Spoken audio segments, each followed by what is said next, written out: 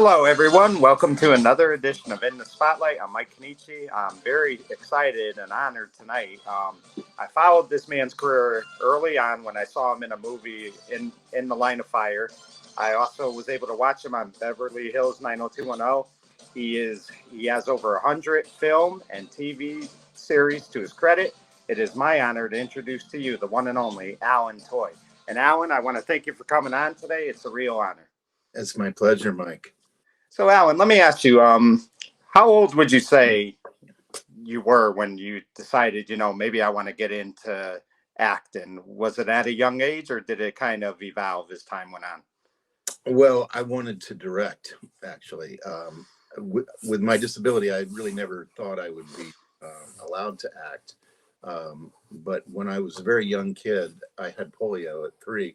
I was a spokesperson for the March of Dimes. Well, spokesperson is kind of the wrong word. I was the 3-year-old cutie that they trotted out to raise money. And so I had a lot of experience being in front of cameras and in front of crowds and so forth at that point. So I guess even though I wanted to direct, there was probably always a secret actor in me. And so then when I came to Los Angeles, finally, after getting a degree in directing and directing theater up in the Bay Area, actually, that's when I first started acting. I went to audition as a stage manager for a friend's play, and the director said, "No, Alan, I want you in it." And I'm like, okay, I don't know if this is such a great idea. There was nothing about disability written in the script. It was just a character. And anyway, I did it and started enjoying it. We had a very short run, but the reviews were absolutely terrible. And out of the bad reviews, the one point of light that the Bay Area's leading critic came up with was Alan Toy. And so I guess I figured it was okay. It took the audience less time to accept me on stage than it did myself. Right. So let me ask you, were you confident when you started acting? It's never easy to get up there, do it and stuff like that. But were you confident the first few things you did, or did it take a little time before you were sure of yourself? My first SAG job here in LA was MASH, and I got that through befriending the cast on the set. And the next season, they called me and said, "We have a part for you of a wounded soldier, and you'll just be in bed and in a wheelchair." So I said, "Okay, good. That sounds great. Lovely." My first SAG job on one of the best TV shows in the history of television. So I shot my scene, which was lying in bed, and it wasn't that many lines. But anyway, I went to the dailies, and the dailies, for those of you who don't know, is when they show the what they've shot the previous day before it's edited and sound and everything is put together. And I came out of the dailies thinking I had absolutely ruined MASH. I was crestfallen. I sat in the back. The major cast members were down front, and I watched myself and I thought, "Oh my God, you are awful. This is terrible."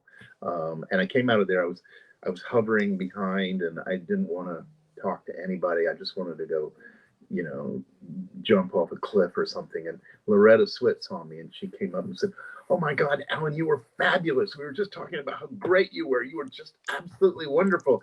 And I'm going, "No, seriously, really, I wrecked it, didn't I?" She said, "Are you kidding me? You were great. We love having you. Great. See you tomorrow." And then I thought, well, I guess maybe I'm not my own best critic, but because I'm always going to be really harsh and hate whatever I do. So I don't tend to rely on my own opinion much anymore about that. And a lot of people, Alan, you're not the only one, obviously. A lot of people don't always like how they are when they do their work. I know Anthony Gary, he was a very famous soap opera actor, won a lot of Emmys. And he said that everything he did, he hated because he didn't think he did a great job. So I think everybody, like you said, they're their own worst critics. But I think at the end of the day, if your peers see that you're doing a great job and they like your work, and I don't always pay attention to the critics because I think they get paid to criticize. So I don't always worry about what they say. But if your peers and the people that are directing, writing, everything that goes into it, if they like what you're doing, then you're doing a great job. Well, I agree. And it's really up to the audience ultimately. But the critics have been a lot nicer to me than I have been to myself, I have to say. Right. The So let me ask you. Yeah, go ahead. Yep. The professional critics, Right. Whenever I've been reviewed, it's for some reason I managed to, as my mother used to say, you can fall into a bucket of what and come out smelling like a rose. And I've often felt like, oh my God, I just really blew that one. And sure enough, the next day the critics will say, oh, Alan Toy, blah, blah, blah. It's so great.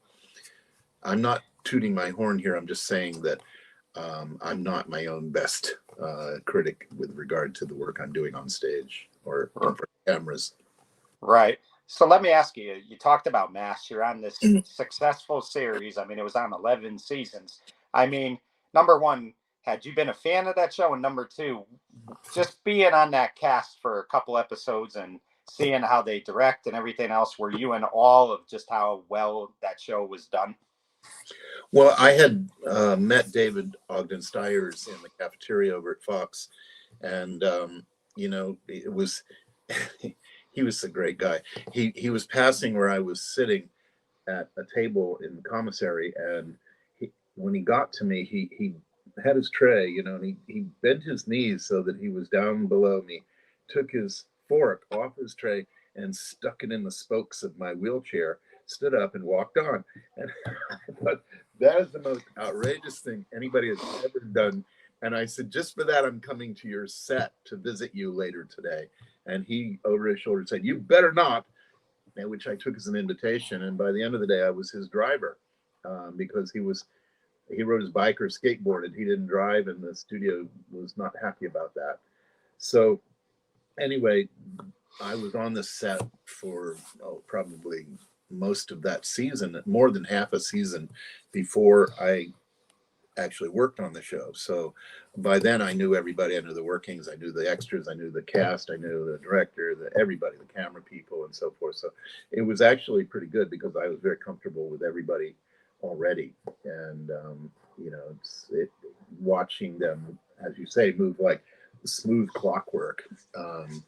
It was pretty incredible, pretty amazing. But I had already spent a good deal of many months actually getting to know people before I acted on the show. Right. So let me ask you, you had talked about initially you wanted to be a director. Was there like a certain film, a TV series, or something you saw at one point in your life and you said, you know what, I want to be that, I saw how great that movie was and this is something I want to do someday? Or was it, how did that come about? Nashville. I think Nashville. I had worked in theater, so I knew I wanted to direct theater, but it was with regards to films that really blew me away.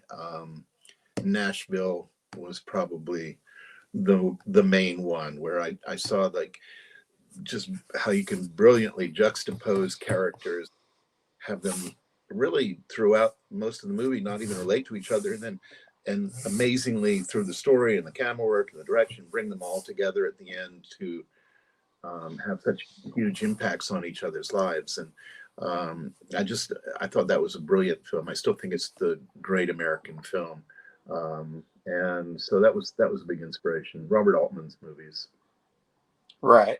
So let me ask you this, Alan. Was there any particular people early on in your career that really influenced you a lot or helped you along the way that you liked working with that played a big part in, the development of your career? Well, I had a very serendipitous encounter just before I was going to the North Carolina School of the Arts to study theater. And I was out doing my Summer of Love a year late, so 1969. And before I started school, I was, letting my hair hang down literally, and went to visit a friend from the School of the Arts who I knew, which was in my hometown in Winston-Salem. So I had known people there before I got into the school. But I went up to visit a friend who said, yeah, come up and see me this summer. And he lived in Essex, Connecticut. And when I got there, his father had just died like less than a week before a sudden massive heart attack or something. His mother was in complete shock, And here Doug says, "Hey, can you put my friend up?" And I was 600 miles from home, hardly had any money, and she kindly let me stay in the room of their garage. And so I was looking for work, and I was doing a few watercolors, and I tried to get them to be picked up on consignment at one of the stores that was selling local kind of touristy stuff, and not having much success. And meanwhile, I was down to less than $1.50, and I was depressed, and it was raining one day, and I just went down to the dock and was fantasizing about getting on a boat somewhere and going off and maybe being the cook on the boat and going somewhere sunny and warm, and what the hell was I doing, and all that. And this huge yacht pulls in right in front of me, and I couldn't believe it. I mean, it was a huge yacht, maybe 80, 90 feet long. And I looked up as it was passing in front of me, and there was Frank Sinatra looking at me and kind of chuckling a little bit. And I turned to the people in what I thought was a nice sailboat until this thing pulled in and said, "Is that Frank Sinatra?" And they said, "Yes, it is." And I turned around and went, "Wow." And he left. And so the boat docked, they put the little steps down. And next thing I know, the captain, he had a captain's hat on, so I assumed he was the captain, came up to me, put his arm around me and said, "Son, would you like to go on board? Mr. S has invited you." And I'm like, Wow. okay. So I spent the next 3 hours on board with him and his guests, and having, cocktails and then hamburgers and all that with lunch, and all talking. And they were asking me what I was doing, and I told them I was about to start the North Carolina School of the Arts as a theater student. And they were, "Oh, Frank, you won the bet." It turns out Frank had looked at me and said, "You see that kid? I bet he's in the arts. Let's invite him on board and see." And Wow. so when I left, I offered to take his girlfriend and a producer's wife who were on board into town to show them around and all that. And so I left. I said my goodbyes, and then it started to rain after taking them around for half hour, 45 minutes. And they said, we're going to go back to the boat now. It's been a great morning and afternoon knowing you, Alan. And oh, by the way, and this is from Frank to make your summer a little more comfortable. And his girlfriend put some money in my pocket. And I'm like, "No, I'll be telling my grandchildren about this story. I swear. I don't, thank you." And they said, no, you told us you were looking for work and you didn't have much money, and you were, trying to sell your paintings and all that. And so we know that you need the money. So please just take it. And Frank would be very hurt if you didn't. So I said, "Okay, I will." And she said, "The one thing he asked me to tell you is that, would you please remember this and do the same for someone in your position when you've made a name for yourself." And I thought, wow, that is a hell of a legacy to carry forward, to pay it forward, so to speak. So I took the money, which turned out to be in 1969, $300, three $100 bills. And that was kind of a fortune. So I gave, right away $50 to Doug's mother because she was scrambling for money. And I was so grateful for her letting me stay there, and took my friends out to dinner with another 50 or 60. And, and the rest of it carried me through the summer. So that legacy, though, of putting it forward, of doing something for somebody who's trying to make it, I think I've probably paid that back hundreds of times in my life so far, or have tried to anyway. And so in that regard, that was a huge influence on me. There were times when I thought, well, maybe this isn't right or whatever. And then I thought, nope, I have a commitment to fulfill here. And if I can't make it in some way in the arts, how am I going to help somebody else?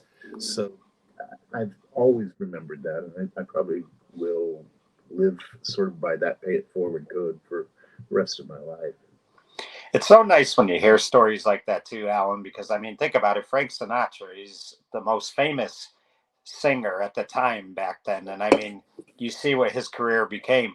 And the fact that he would do that for somebody, even after he got so big, it just tells you that he wasn't just a great entertainer. He was an awesome person too.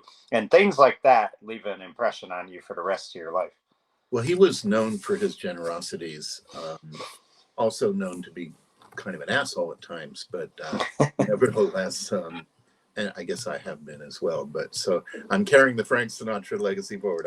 I'm a generous asshole, um, but no, it was something that really did influence me. And there have been many others who have helped me along the way. Julie Harris has been a huge influence on our lives, and my wife as well as me. And David Steyer's getting me that first job. There have been a lot of people who have stepped in and said, "No, we want Alan," and I have them to thank. Really, it's not so much my own.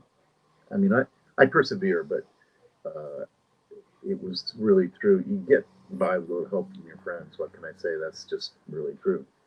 And I want to make sure we're talking about the same Julie Harris. You're talking about the one who played on Knots Landing for Yeah, several years, correct? Lily Mae Clemens. And I mean, what a phenomenal actress she was. And yeah, I'll and a tell you phenomenal what, person.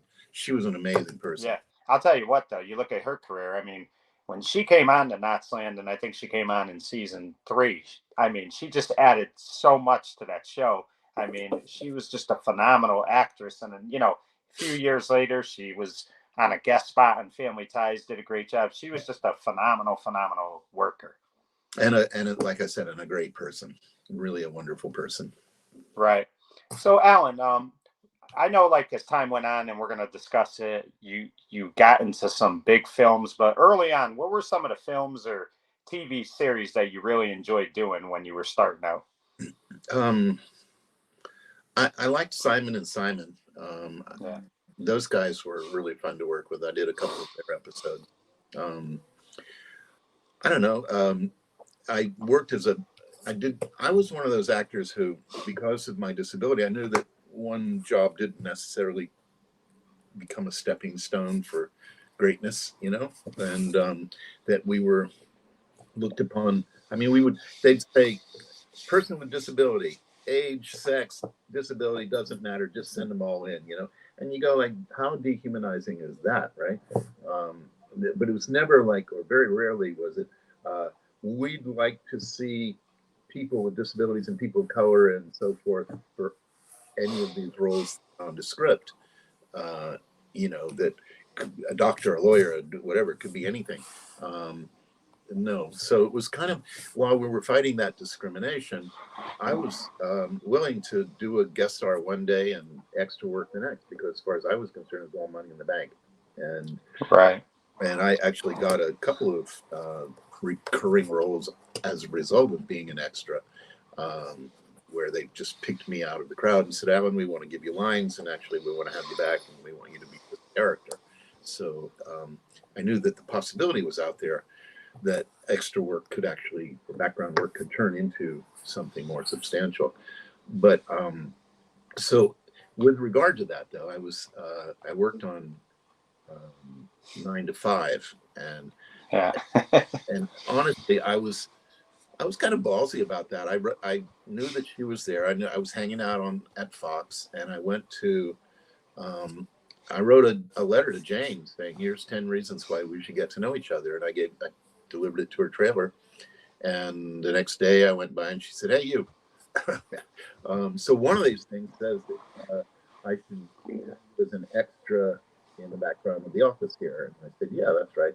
And you can help advance the cause of actors with disabilities by having me there. And so she said, "Okay, great." Introduced me to her partner, Bruce. And next thing you know, I was working on 9 to 5 in the background. And that was a blast. I mean, because Lily Tomlin and Jane and Dolly. That was a great movie. Yeah. Yeah, it was so much fun to work on as well. So yeah, I worked on the Blues Brothers. My first job in LA actually was working as a background artist in the concert scene with the Blues Brothers on the Blues Brothers movie, and so that was just 3 days of work, but it was a blast. It was really a lot of fun, and there are jobs that you do that are really kind of fun, and others is just like, oh God, okay, director says we're going again, so the 30th time I'm going to walk 150 yards until they say cut, or oh, okay, yeah, I got a few lines in this, but it's really an awful show, and I know it, and so does everybody working on it. So it runs the gamut. You can do things where you have a fairly decent part, or decent sized part, and it's not that much fun. And then other things where you're just in the background, but you're having a blast. Right. Now, this didn't happen often, Alan. A lot of the stuff I saw you in, I mean, they really didn't use your disability as part of the storyline. But let me ask you, if they wanted to touch about your disability in a storyline, were you okay with that, or would you prefer just to not pay any mind to it and just treat you as a regular actor? Well, I'd prefer the latter, Yeah. but seriously, I mean, if they're going to have a part with a disability, our argument was hire people who really do have those disabilities. Yeah.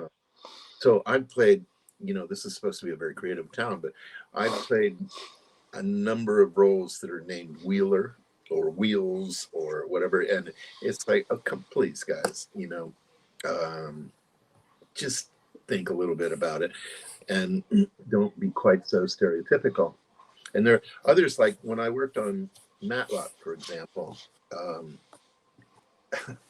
Now, Andy Griffith is from North Carolina, and so am I, right? So we had that kind of thing going, but nevertheless, he really wanted to do the right thing with regard to portrayal and language and everything else with my part. And I was playing a murderer, so they didn't want none of us wanted it to be this sort of stereotypical, he's bitter because of his disability, or he's murderer because of disability, because there's just so many examples of that kind of stereotypical character. So he was working with me to try to, fix the script, and he was known for like really dabbling and getting the scripts right and so forth. And we're both from North Carolina, but seriously, Andy, he called me up at about 2:00 on Thanksgiving because I worked the next Monday. And Alan, so going over the script here, and I want to try to talk to you about it. And I'm like, okay, Andy, I'd be happy to. And I didn't say I'm having guests coming over in about an hour and a half. And so he keeps me on the phone until my wife is like doing this in the background. And, it's like, and I was in charge of putting the whole dinner together, and she's like in the kitchen going, what the hell am I going to do next? And honey, I don't mean to interrupt, but but God bless him, we both worked it out so that the character was stated to have been a nasty man long before he got his disability. He was, somebody, they used the right terminology, they used this, they used that, and he really did work it all out. But when I have to say my dinner was kind of in shambles by the time the guests arrived.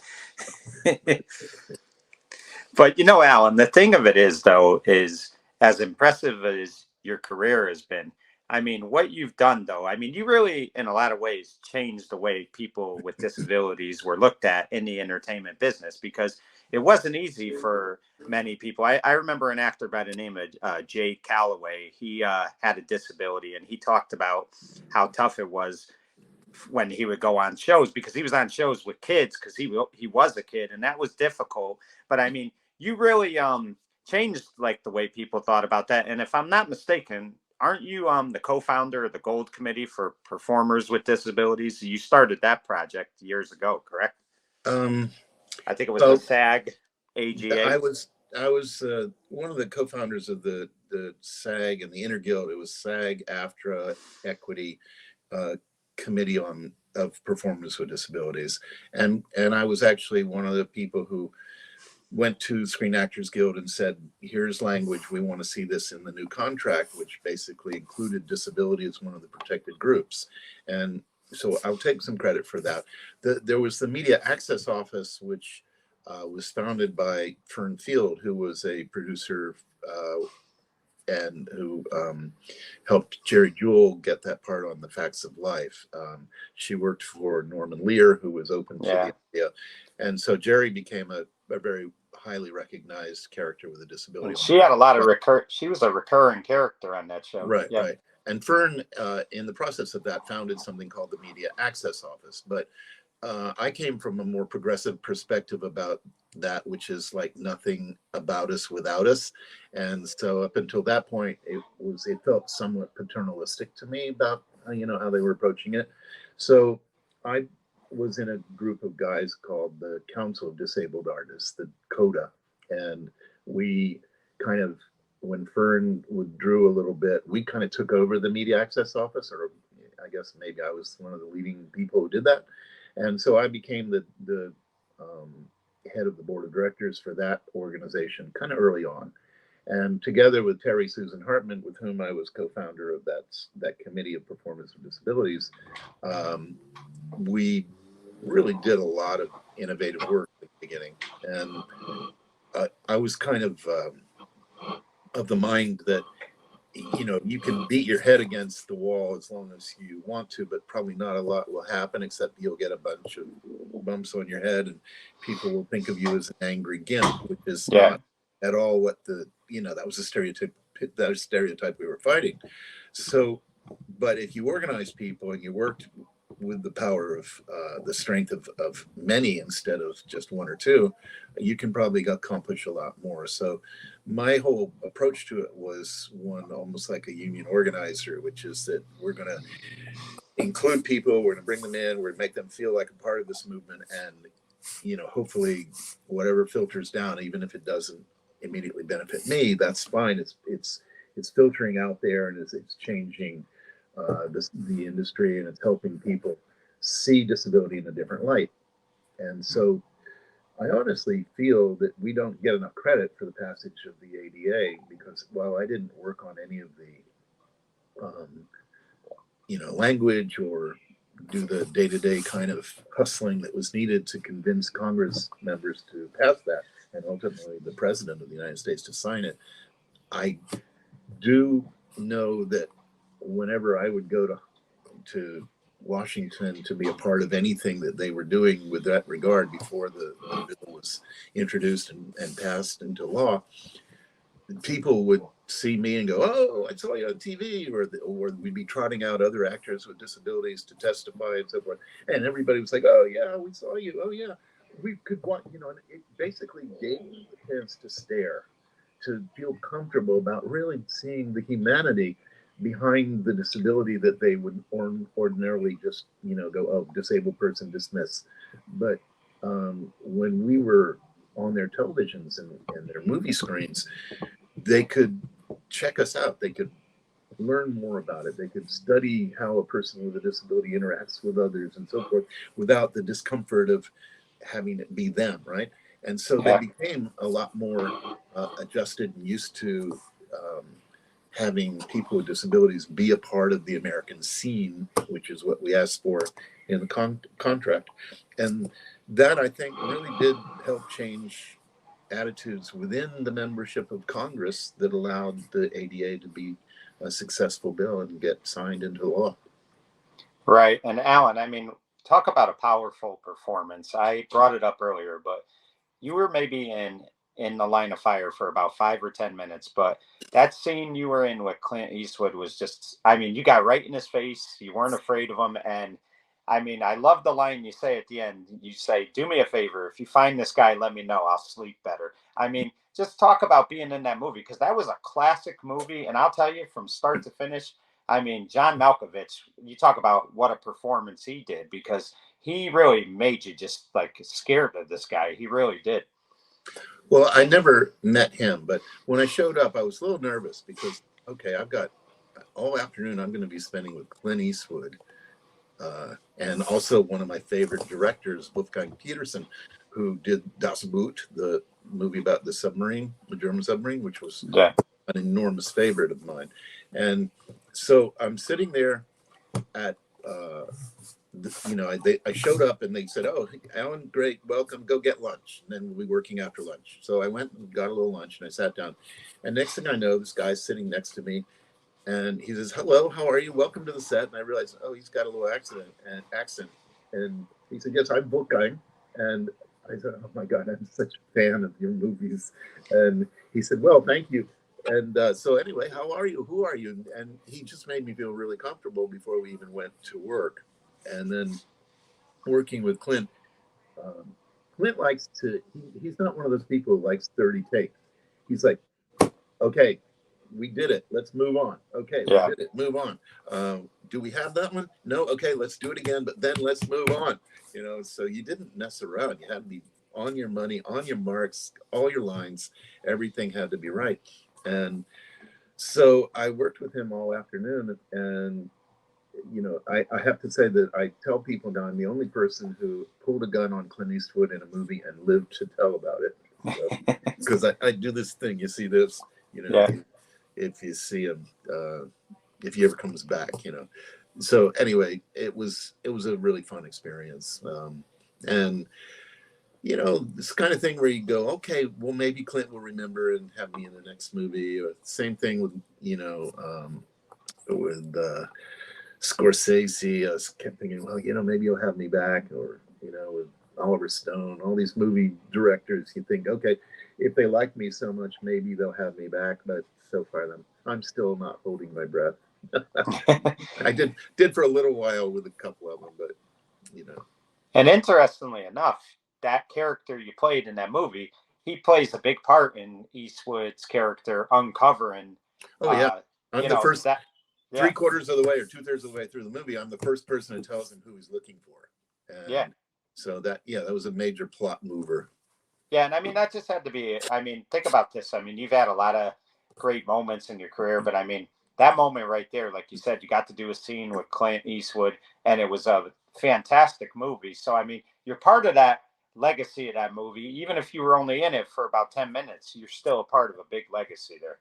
Well, I guess one of my favorite scenes, which is not even as long as that one, was with Leo in The Aviator. Oh yeah, and you got into his face too.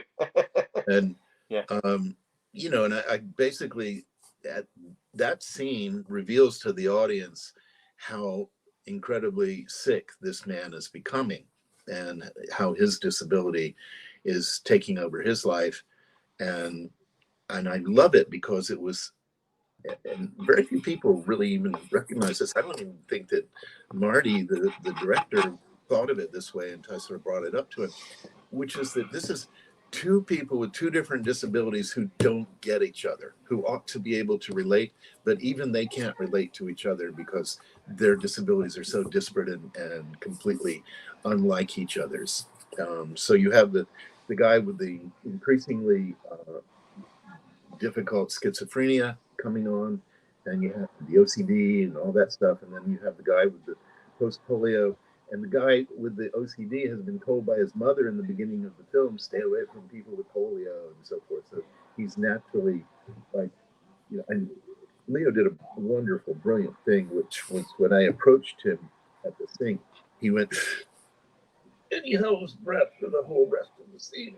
And so when I said, can you hand me a towel? He's like, I'm sorry, I can't do that. I'm really sorry. And I'm like, okay, what's wrong with you? Come on, jeez. But it was, I loved it. And then I really thought that was one of the better written and better accomplished scenes regarding disability that I ever participated in. And then to hear later, I was listening on NPR. Marty was being interviewed about what it was like to be a director with relationship right after The Aviator came out. And he said, well, let me tell you, to me, this is what directing is. It's this scene, the scene, the guy in the bathroom with the crutches and Marty and Leo. Well, that to me is directing. It's like, looking through the mirror at them, looking from one perspective to the other perspective, Leo looking down at the towels up to Leo, the two of them interacting, the look on Leo's face when he sees the bathroom or hears the bathroom flushing behind him and realizes there's somebody else in there, and all of that, and the banging that of the door, which I was doing behind there. I said, can I be a double flusher? And they said, yes, please. And then I banged around before I opened the door because I really wanted to make Leo freaked out, right? And then he sees this guy on crutches and it's like, oh my God. So but when Leo talked about that being to him the epitome of what directing was, that was like, wow, how cool is that? I'm in that scene. So, yeah. I mean, yeah, and that was another great movie. One that I really enjoyed too was the movie Kansas. You were outstanding in that, and I mean, you and Matt Damon outstanding in the field. Yeah. So I mean, talk about that movie a little bit because that's another great movie that you were in that was, in my opinion, a very underrated movie. Well, I loved that because it was a very, significant part, but there was again nothing about the disability. But yet, you know, I worked the disability into the story. So the whole reason for him for Leah, I mean Leah, no, it was Andrew McCarthy's escape after saving the governor's daughter was because I fell in the mud, and so using my crutches, going down into the mud, they literally went down up to the handles. So I mean, I was in the mud. I couldn't follow and chase him anywhere. During the governor's scene, I think I told them if you mount a camera on top of my crutch so that it's down there, but when I want to get above the crowd, I just hold my crutch up and have a trigger. So they really loved that use of the plot kind of thing. And so while it wasn't written to be disabled, I actually, as a person with a disability, found ways to incorporate into living that character and to make it real. But the thing about that was that my first roommate here in LA, I kind of inherited when I moved into this apartment. And he's a lovely guy, a producer named Chris Tesser, who unfortunately I just found out a week or so ago that he passed away suddenly. But Chris was the producer on this, or one of the producers. And I had also worked with a friend of my wife's, casting director named Rosalie Joseph, doing another film where we were her assistants, called Women of Valor. And neither Chris nor Rosalie thought to bring me in on this part because it wasn't written as a disabled part. And the writer, who was the husband of a woman Carol Potter, who played the mother on Beverly Hills 90210. Yeah. Did you interview her? I think. Yes, I did. Yeah. Yeah. Great person. Great person. She is yeah. lovely. Well, Carol, her husband, who wrote this film, Kansas, she had done a play with my wife, and so we knew her and Spencer, her husband. And Spencer was the one who said to them, have you thought maybe Alan would be good for this part? And, Rosalie went, oh my God. And Chris went, oh my God. So it was kind of, it may not pay to know everybody, but it certainly pays to know somebody. So yeah. It all came together so that this film, in which I knew quite a few people before the thing even started, I wound up being a part of, not necessarily because of their knowing me or knowing what I could do or anything like that, but just because one person said, hey, what about him? And then again, that was really a fun thing to do because we went up for 6 weeks to Lawrence, Kansas to shoot it. And really can't say anything other than it was really a lot of fun. It was not probably the best time for Andrew McCarthy's life and career. He was struggling a bit, and but it was a blast. We had a really fun family. We all lived in a hotel together, and it was fun. Yeah, and a very good movie. And you mentioned Carol, so now this leads me into my next topic because a few months back, I'm watching reruns of Beverly Hills 90210, and I'm watching season 5. Obviously, your character, Professor Patrick Finley, comes onto the scene. And as I'm watching this, I was a kid back then when I watched it, so I didn't appreciate it as much. But as I'm watching this, think about this. The Brandon Walsh character, he's not ever saying, you know what, I want to help this guy because I feel bad for him because he's disabled. And none of his students wanted to help him because he was disabled. They wanted to help him because they felt like he was this great professor and they really cared. And I thought that was really cool what the writers did because your disability never was into question in the storyline. It was all about they felt like he was running this cult and he was trying to get money from the university and the students and stuff like that. But you got to play a villain in that show. And I mean, you did such a phenomenal job because there were times too where you had me fooled. I said, you know what? He's a good guy. Brandon Walsh is out of line. And then, I mean, the chemistry you had with Jenny Garth throughout that 5-part storyline was tremendous. So just talk about that a little bit. Well, I think the the disability in that character was I think that was Paul Wagner, one of the producers, doing. Paul had been very actively supporting the work we were doing at the Media Access Office, and in trying, and I'd known Paul for quite a few years at that point, and his partner had actually helped us with fundraising at the Media Access Office. So Paul was very familiar with us and knew me, and he came up to me at one of the awards that the Media Access Office did every year and said, "Alan, we've got this part coming up, and I'd really like you to play it, but it's a real nasty villain kind of guy, and would you be interested in that?"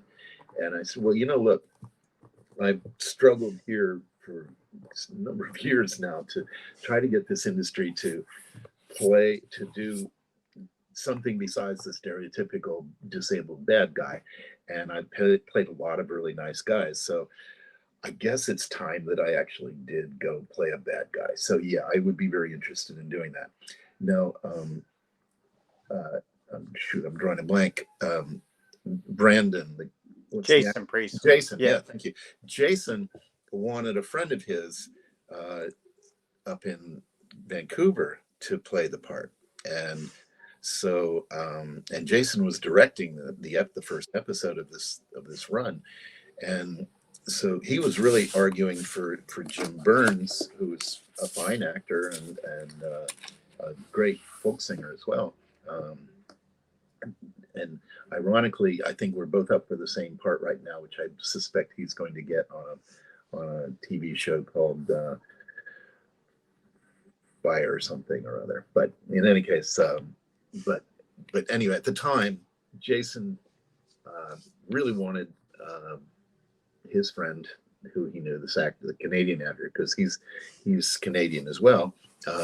And Paul really wanted Alan Toy, and in this case, the producer won out. I guess my audition convinced enough other people that they said, "Okay, we're going to hire Alan for this." So the last thing I wanted to do was to be like a mean and nasty person. I wanted to show as much as possible why people thought that this guy was the bee's knees and why he was so influential as this leader of this mini cult. And so I was trying to be kind and sweet and sincere and honest, and maybe even overboard on it a little bit too much sometimes, with the character, not acting wise, but the character being a little bit too sincere or too, emotionally loving and whatever. But I didn't want to play it like, I didn't want people to know right away that he was a scumbag. And so, I did work against trying to portray it that way, and tried to make him as nice and as likable as possible, until the script basically forced me to turn into the person who we all saw. But the thing of it is, Alan, is even the facial expressions you would make throughout those episodes. I mean, you had like that look of an evil person, but nobody saw it. But the audience, like the characters never saw it, that you knew how to, Patrick Finley knew how to, like, mess with Kelly Taylor's mind without her seeing that he was this evil person, because she thought he walked on water. And I mean, just those, they always talk about less is more. What you did just by the little expressions on your face, it told the audience, God, this guy is not a good guy at all. So, I mean, I thought it was some of your finest work. I really did. Thank you. Well, I think I'm one of the top 5 most hated characters ever on Beverly Hills 90210. Must have done a pretty good job. And I was at that point, I had sort of said, forget about it. It was like, I'm not making, the career arc isn't happening here. We had a young child. My wife had given up her acting gigs and decided to go back to school and learn how to become a therapist. And so she was at UCLA in the School of Social Welfare, and I was visiting, and I thought, wow, this School of Urban Planning here, these people are all just like me. They're, all progressive, and urban planning really is directing on a bigger scale, et cetera, et cetera. So I applied and I got into that school. And some of the faculty and maybe the dean were kind of worried that, oh, this actor, what if he gets a job? He's going to dump us. He's not serious, blah, blah, blah, blah. And meanwhile, out in the community, I was trying to get all kinds of advocacy and other types of work, even like applying for a job as Tom Hayden's field representative when he was in the legislature, all that kind of stuff. And then, nobody was taking me seriously because I was an actor, right? So I finally get into this school at UCLA of Urban Planning, which is a highly respected school. And damned if the most important jobs in my career don't come shortly thereafter. So I not only had to do In the Line of Fire, I got the Beverly Hills 90210 gig. And so here I am. Everybody's like, oh, he's going to drop out. He's going to drop out. And even I'm thinking, well, this really, what if this turns into something, am I going to continue? And so I was shooting it before and after Christmas and the 5 episodes. And so I would have a course where I would, at 3 hours long, they give you a 10-minute coffee break or so in the middle. So I had to run across the way to the Revolve to where the food court was, and get my coffee and get back. And okay, that was fine. But after, I guess it aired over that period. I shot it maybe a little earlier, but it aired over that period. But all I remember is that the first episode, no problem. Second episode, people were kind of giving me funny looks. By the third episode, as soon as I exited the building, co-eds were screaming, literally screaming in recognition. And I saw on some fan sites later that people were talking about what a stuck-up snob I was because I didn't come over to their table and hang out with them when they recognized me and so forth. And it's like, ladies, I'm in class too. I have to be back in 10 minutes and I would like to be able to get my coffee before I go back to class. So just come on, give me a break here. But it was something. The difference between just 1 or 2 airings and then the third or fourth. And by the end, I couldn't. It was like hard to go around campus because people were, recognizing me, and I'm trying to be a student, and they're wanting time as fans, and and trying to be gracious, but still, I got another thing in mind here. Thank you. Even the ironic thing, even the people who didn't want to admit me as a student because of me being an actor were then trotting me out to the chancellor and taking me to their things and say, hey, have you met our star, Alan Boy, blah, blah, blah, this, that, and the other, I thought, oh, two-faced person. And the thing of it is, Alan, the fact that on an iconic sitcom like that, 10 years it was on the air, that you're one of the top 5 villainous actors on that series, and you only did like 5 episodes. That's a credit to you and the actor you are, because you have to make people believe in the character you're playing, and you just played Patrick Finley so well. People don't forget that character, and he was only on 5 episodes. Oh, they hated him. Messing with their Kelly. But that really is the remarkable job of acting you do. But let me ask you, Patrick, you talked about how you'd done even here calling me Patrick. Oh, Alan. Yep. See, I lost it for a second. But let me ask you, Alan, you talked about this, how you'd done a lot of painting early on. Do you still paint a little bit? Do you still do paintings? No, I used to be much better at it, and I haven't done anything in decades, really. That was just, my teenage and into my 20s kind of thing. But I haven't done anything. I used to want to, I used to sketch designs for the plays that I directed and stuff like that for the sets and all, but no, I haven't done anything at all. Right. So let me ask you, Alan. It's kind of hard to top hanging out with Frank Sinatra for a day, being in a movie with Clint Eastwood. But is there any one particular actor or actress you would like to work with before your career is over that you haven't worked with yet? Oh, that's a good question.